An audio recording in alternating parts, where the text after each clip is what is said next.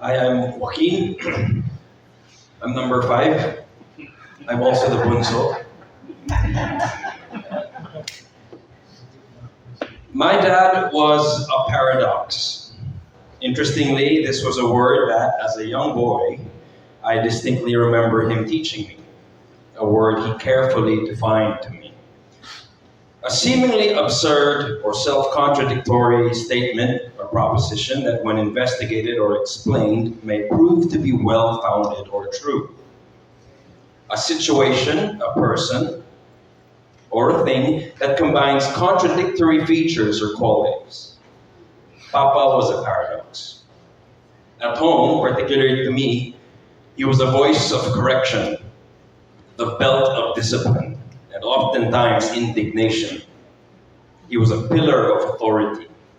He had a way with words that was effective, cutting, and piercing. A dictator that set me against impossible standards of propriety and righteousness. Butch was a paradox, constantly reminding me to not be too proud or mayabang, encouraging me to remain low-key. To his Lasalite barkada and friends, he was the center of attention, the life of the party. He was a prankster, a charmer, a ladies' man, a performer, a sportsman, and if you believed in the legends, a legendary athlete of the year. A fiercely loyal friend, a brother, a constant, someone to call when you are in trouble, someone to talk to when you need counsel, someone who is undoubtedly a hand to hold on to or a shoulder to cry on. Sir Butch was a paradox. Outwardly wary and reluctant of my pursuit of the arts and music and theater, but to his students, the LaRouche Youth, Save the Nation, and Ang Ating Katipunan, and many other advocacies and organizations he founded, he was a Renaissance man. He was inspiration. He was passion. He was enlightenment. He was both music and literature, squaring the circle, doubling the square, and understanding the cube. He was Mendelssohn, Immanuel Kant, Jonathan Swift, Shakespeare, Mozart, and Bach. He was Nicholas of Cusa, Leibniz, Franklin Delano Roosevelt, Kepler, and Jose Rizal. He was science. He was art.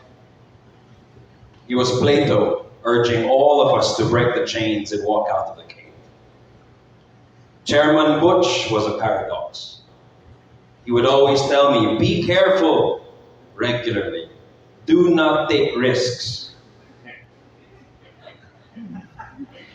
But to the KDP, he was a leader, a patriot, the epitome of public servanthood, a volunteer, an activist, an idealist, pragmatic yet hopeful, cautious but fearless, a Prometheus bound and mocked and ridiculed for standing by and fighting for truth.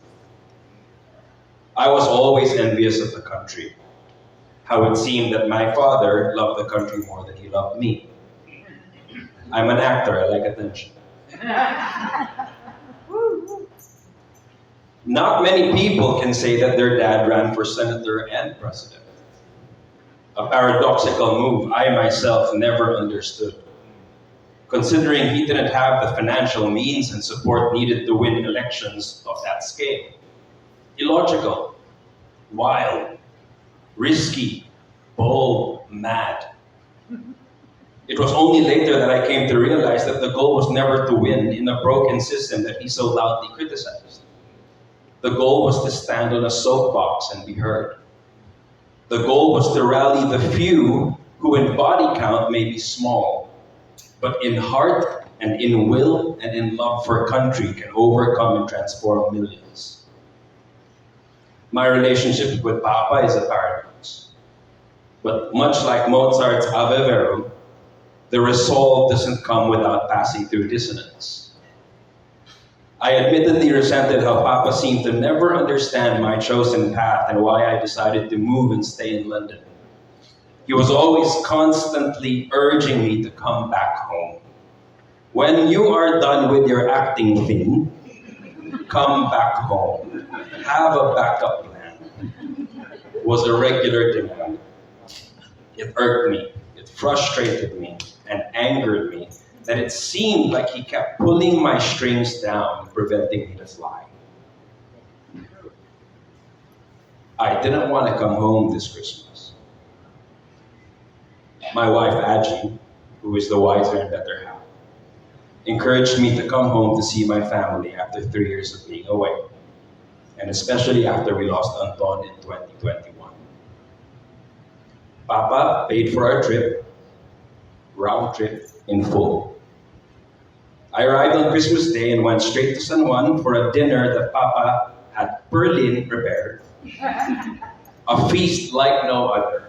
It was the best meal of my life. A feast I didn't deserve. I gave him a big hug and took my seat next to him as I usually do. And suddenly all the reasons I was reluctant to come home were no more.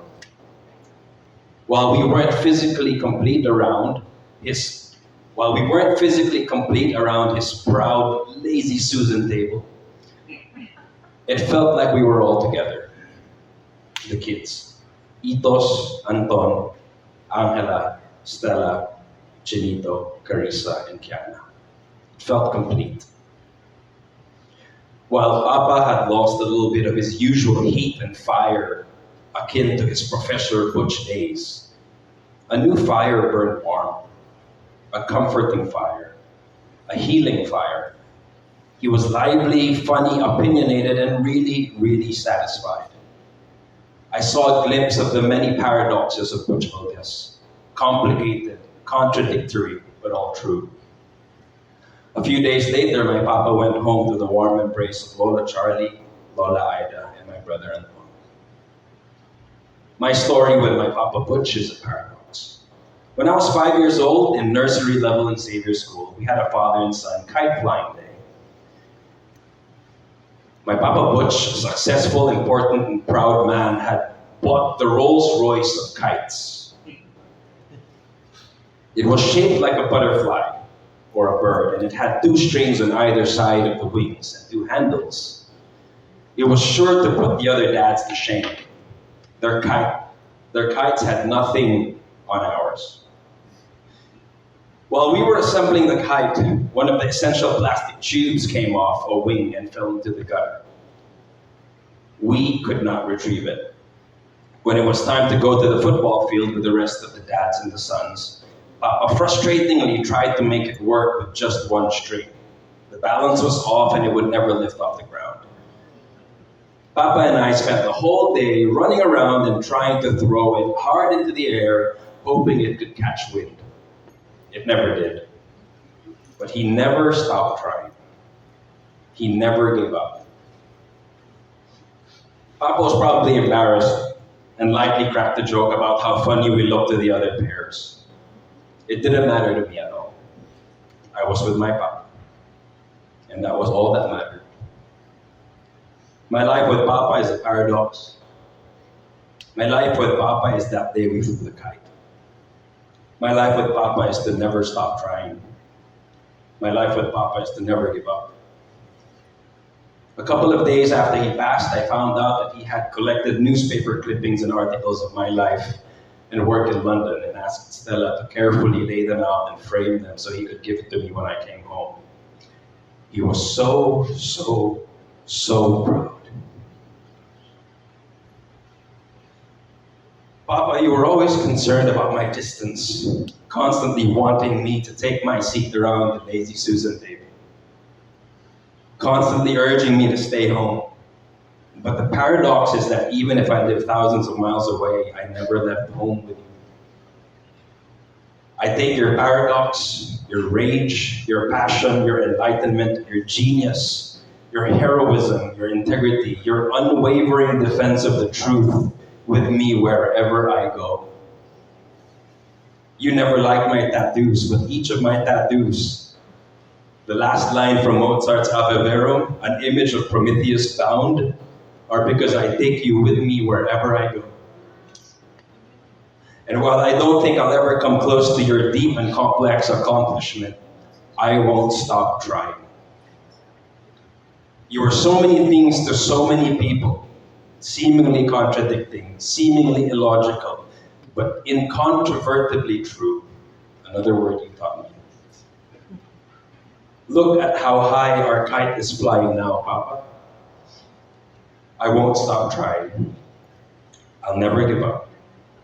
And please give Anton the hug I never got to give. This was a song last December 28th. There was a small gathering where I got to sing some of the songs that I do in London for my dad because he's never been able to fly out and hear me sing, to see me do what I do. And this was Anton's favorite song, so I'm gonna try and sing it.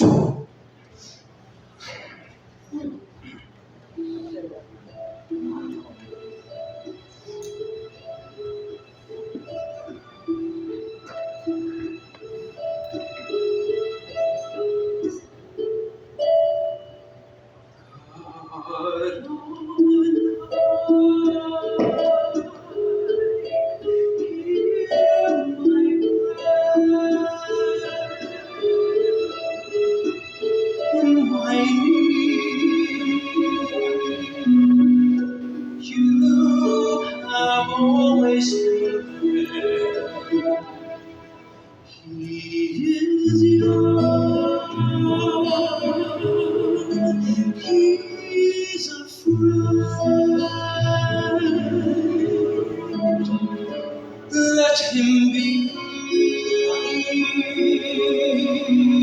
Let him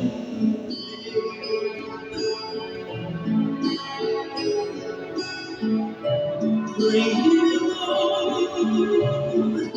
Bring him home. Bring him home. He's like the sun I might have known.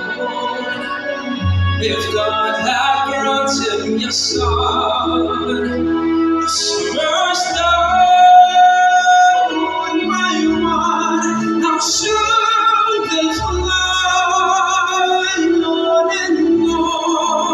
and I am old and he'll be old.